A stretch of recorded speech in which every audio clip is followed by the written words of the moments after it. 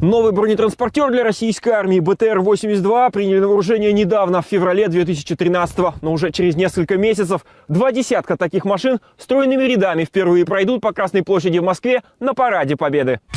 Пока техника не на парадном плацу, у экипажей боевая учеба стрельбы. Тренировка начинается с того, что бойцы 27-й отдельной мотострелковой бригады заряжают боекомплект, загружают в магазин башни около полусотни снарядов 30-мм скоростной пушки.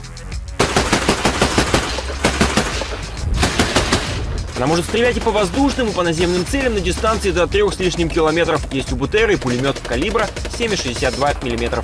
30-мм пушка, я думаю, вполне возможно, что пробьет танковую броню. Вот, а 7,62 пехота, я думаю.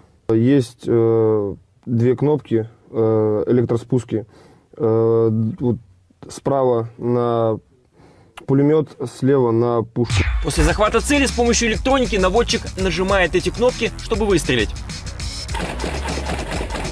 Пушка стреляет в 3 режимах, от одиночного до шквала огня. В итоге все мишени поражены. По словам бойцов, управлять БТРом несложно. Есть сходство с КАМАЗом. Переключаем 2 тумблера, нажимаем пару кнопок, и машина уже на ходу.